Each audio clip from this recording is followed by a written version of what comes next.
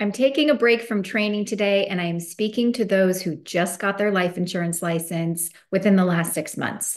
I am talking to you, and I'm here to tell you the pitfalls and what to look for if you're getting into life insurance and you don't want to fail. Yep, there are probably a million reasons why you could fail in starting any business. But in life insurance sales, specifically telesales, there are just probably three reasons why new agents will fail in 2024 selling life insurance. If you're just now finding this channel, my name is Dana Neeson. I run a telesales team for Tailored Legacy. We only sell final expense insurance only over the phone with one carrier, and my job is to help you have stronger, more sophisticated sales conversations.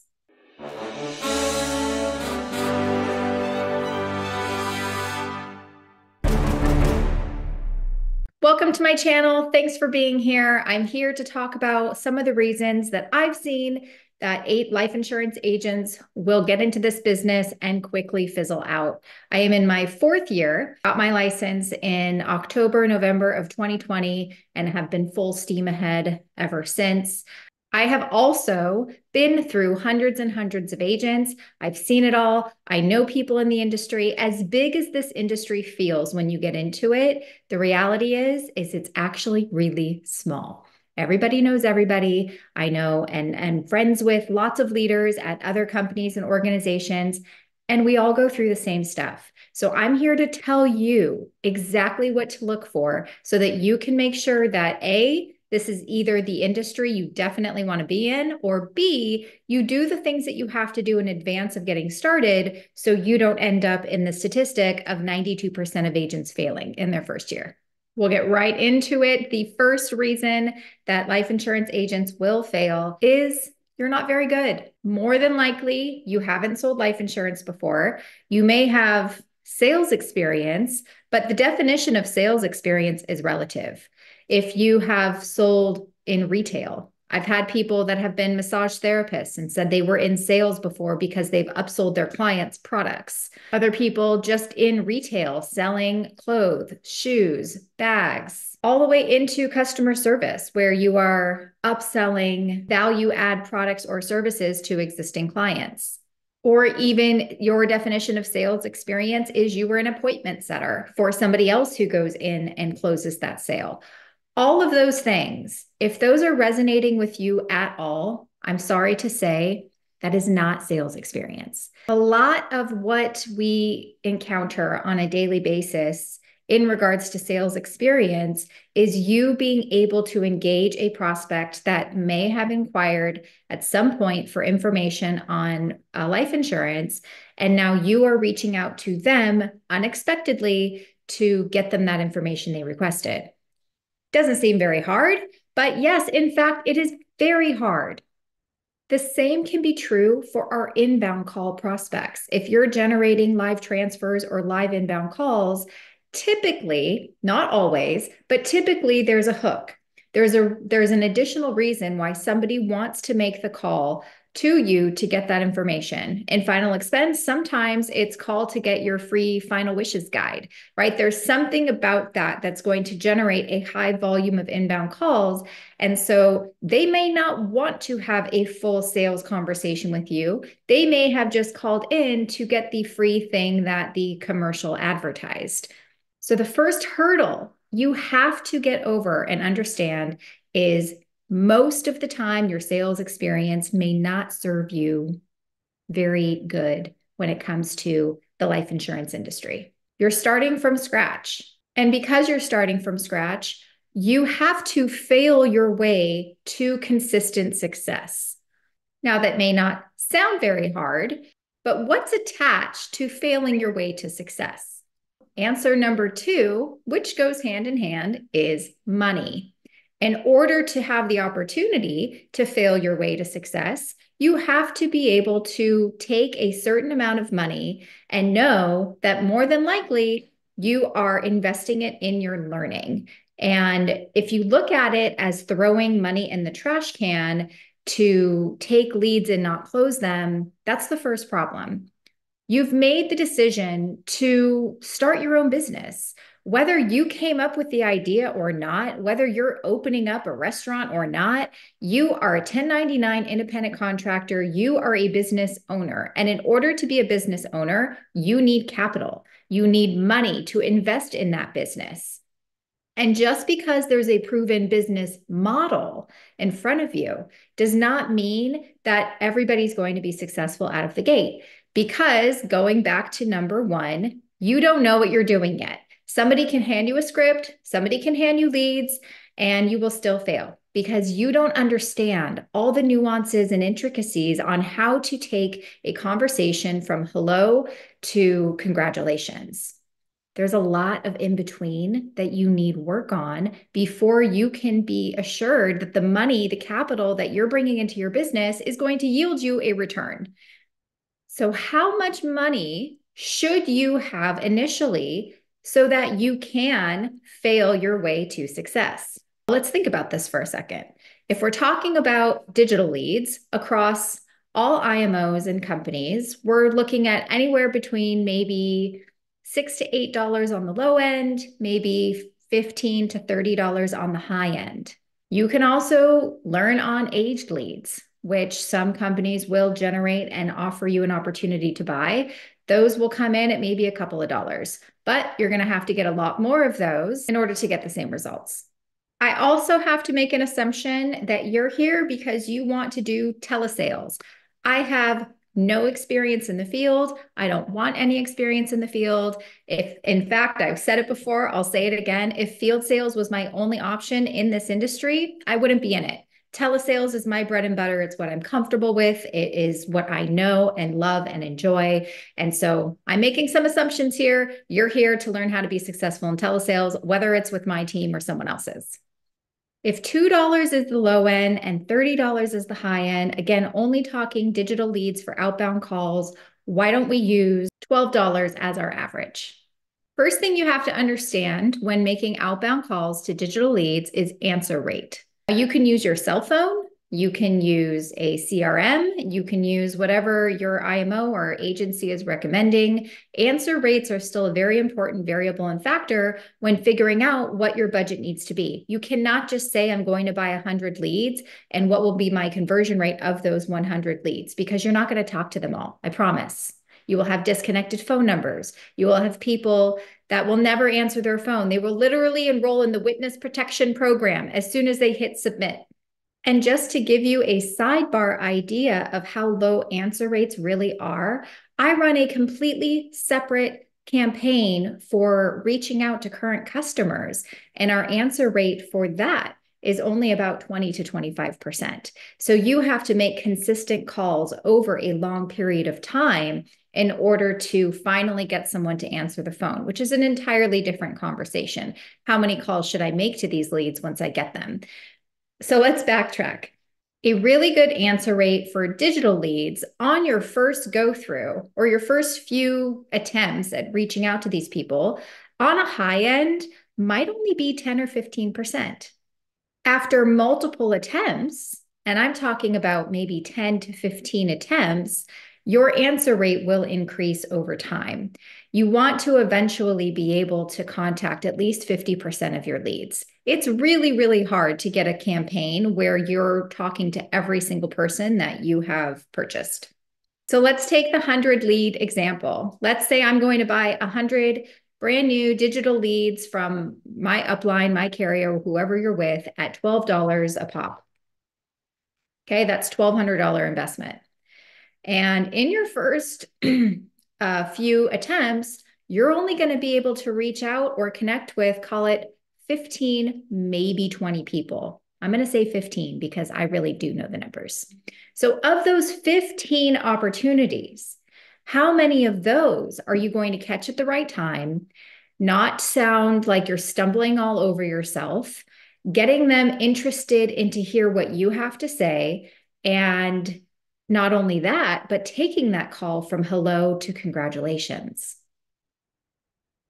A really, really good sales agent will convert about 40+% of the people that they speak with. And I'm talking superstar.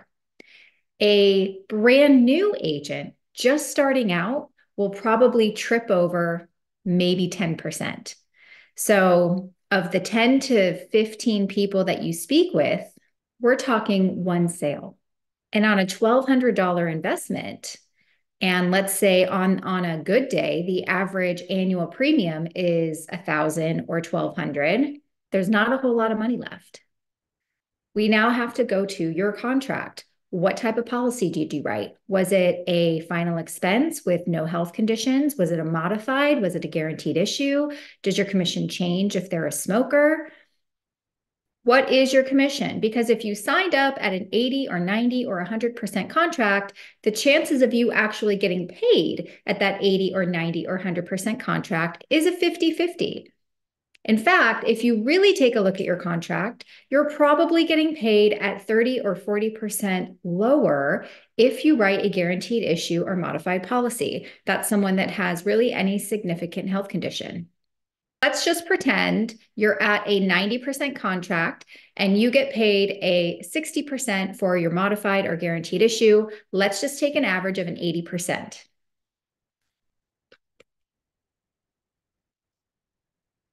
80% of $1,200 is $960. Now, depending on the company or the carrier that you have signed your client up with, you're going to get anywhere from a 60% to a 75% advanced money on your commission. So 75% of $960 is $720. That is what will be in your bank account. And again, different carriers pay different times. Some of them pay when you submit the application. Some of them don't pay until the day your customer pays. So if you're writing a policy today and you're with a carrier that doesn't pay you until your customer makes their first payment, you may have a delay. So now you've just invested $1,200 to make really about $700. You've lost money. Now, you're still going to continue to make attempts on the leads that you did not reach. But this is why most agents fail, because A, you don't know how many attempts you should do. You're not organized. You're not working in a CRM. You have an Excel spreadsheet. You're using pen and paper, and it's very hard to figure out who to call, when to call. Are you being TCPA compliant? And more than likely, your upline is just telling you to continue to buy more and more leads. The fresher the lead you get, the more of the chances you're going to connect with someone. So you're going to continue to spend. And because you're still learning, your conversion rate is still low. So how much money should you have in place so that you can play the game of low answer rates and low conversion rates? Well, if I was an independent agent and I ran an independent brokerage and my agents were buying their own leads, I would probably say don't waste your time unless you have $3,500 to start with. Because let's look at the flip side. What if you're going to invest in or buy television leads, live transfer leads, inbound calls?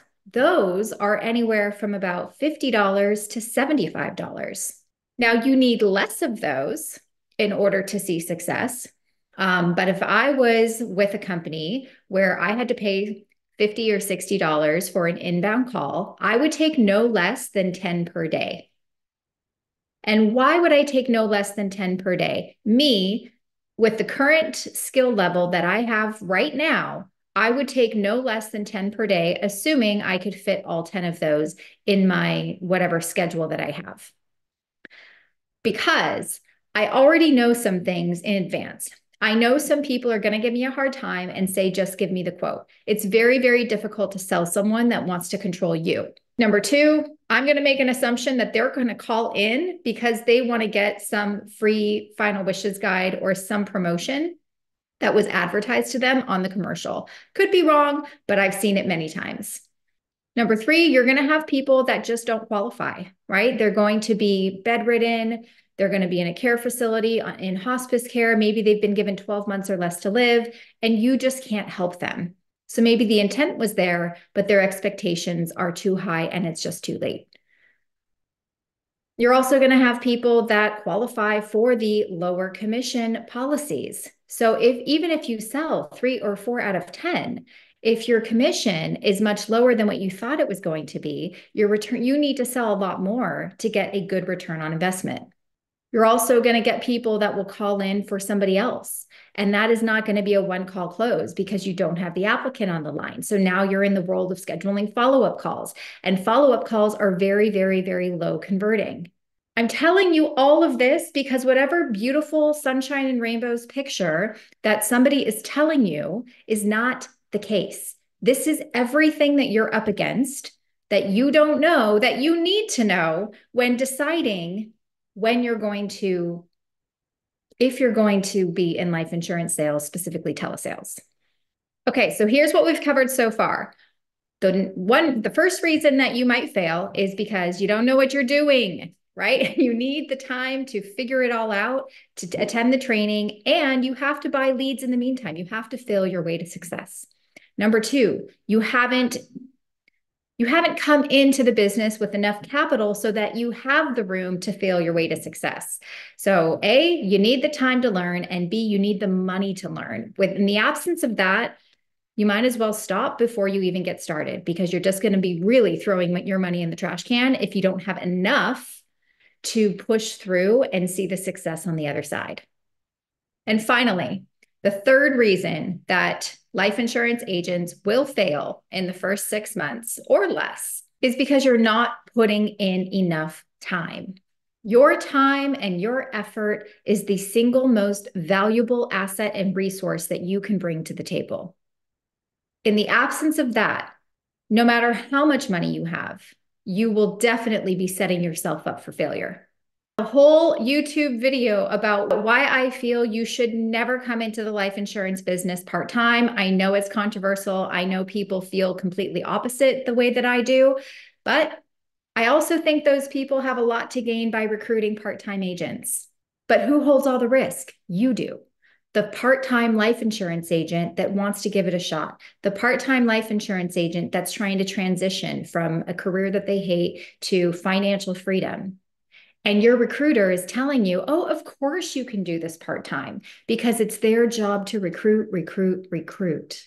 Even if you happen to have early success, and you're working 3 to 4 hours a day and you sell a policy a day, let's pretend that's your goal. You want to sell one policy a day and you want to save up enough money so that you can justify leaving whatever job you're at and going all in life insurance. Or maybe that's not you.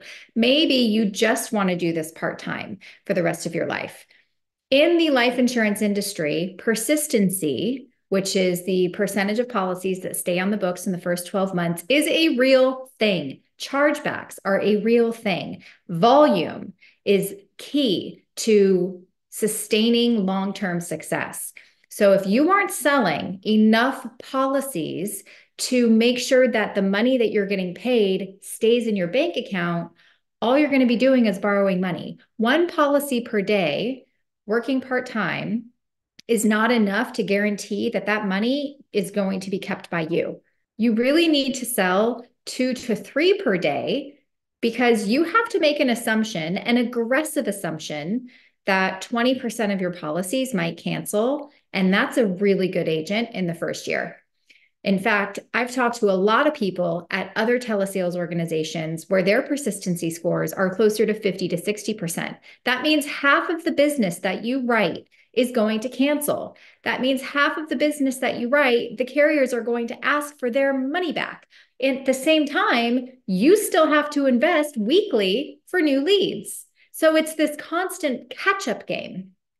You're still having to invest thousands of dollars. The carrier is trying to take thousands of dollars, and you're not selling enough policies to keep up. Therefore, it's too hard. I can't do it. I quit. So in order to sell 2 or 3 per day or more, you have to work full time. Full time is 8 to 10 hours a day. And yes, it's probably more than a W-2 job. All going back to this is your business. You have to take it seriously. How much time and money and effort are you willing to commit in order to see your way to the top? Too many people get into the industry with false expectations that they're just going to get a list of leads. People are going to be happy to talk to them. I have sales experience because I worked at Nordstrom, and now they're going to buy. I'm sorry, but that is not the case. You need advanced sales training ongoing from someone like me that's going to hold your hand and make sure that you understand every single detail that you need to know no matter what comes your way. Let's summarize the 3 things that will hinder your success in the first 30 days, 6 months. I'm not even talking about a year. You may not even get that far. It's going to be your time that you're giving yourself to fail your way to success, your learning curve. Number 2 is your money. Do you have enough capital up front to invest in leads? And 3, how much time are you really, really willing to commit? Those 3 things are my top reasons that a life insurance agent will fail in this business. My shameless plug. I saw all the writing on the wall when I got my license. I knew how much money I would have to invest if I was going to do this independently on my own. And even with 20 years of sales experience, I wasn't confident enough in the business and what I saw in order to just take that leap and dive in. I come from a W-2 world. I come from structure, organization, trainers, coaches, mentors, people that are there to support and encourage me into a program that has been proven. That's what I intended to do from day one, and that's what we're very successfully doing now. So when you look at opportunities that are providing free leads at a reduced commission, that is because that is the best way to ensure that you can get through that learning curve without having to bring along the $3,500 of capital. You can walk into a casino, use the house money, and use the chips over and over and over again until you win. And the only thing you lost is your time, which is the third factor. That is the one that I come up against the most with new agents is, yeah, you didn't have to come up with money, but what type of time commitment are you going to give yourself and me in order to get through that learning curve, which doesn't change. The last variable and factor that I haven't spoken about yet, which sort of has to do with the capital that you might need to invest unless you choose a free lead model, is how long can you withgo not making any income in order to wait for that to start paying you. Let's pretend you do like the free lead reduced commission model. You don't have to really come up with very much out-of-pocket money. With us, you do need to pay for some non-resident licensing, and we do have a monthly refundable seat fee. Very small in comparison. In your first 30 days, you may not make a lot of money. So we have a weekly talk time bonus, and you can earn up to $500 a week just for putting in time on the phones.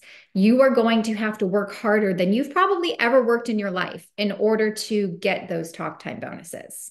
But that's the sacrifice that you're going to have to make up front initially in order to start waiting for those policies that you're writing to pay you. In the world of final expense, people are living on a fixed income. They may not have the money to pay you today. It may not be for 2 or 3 weeks. So do you have that time and flexibility, that 30-day window for you to not just fork out some money to get started, but to not make anything in return? These are the variables and factors that you must consider before making the decision to dive in. And I'm asking you to dive in the deep end. We're not walking into the shallow end. We're not dipping our toes. We're not waiting until we're 100% comfortable, because you won't be. The only way that you can learn and be successful is to start, whether that's with me or whether that's with another company or carrier. You have to start. You got to get over the fear of rejection. You have to get over the fear of spending money. You have to get over the fear of going broke. Because if this is the business for you, and it is a beautiful, wonderful, fulfilling business, you need those 3 things, non-negotiable, to get to where you want to be. And on a free lead reduced commission model, you can make just as much, if not more, than an independent broker on an 80, 90, 100% plus commission model. Check out this video or this video that gives you a detailed explanation on how. My name is Dana Neeson. Thank you so much for being here. I hope you learned something today. And if you didn't, We'll come up with more training videos here soon. Now get back on the phones, make some calls, have some good conversations, and help your customers get out of their own way and make the decision to put some protection in place for their families. Cheers, guys.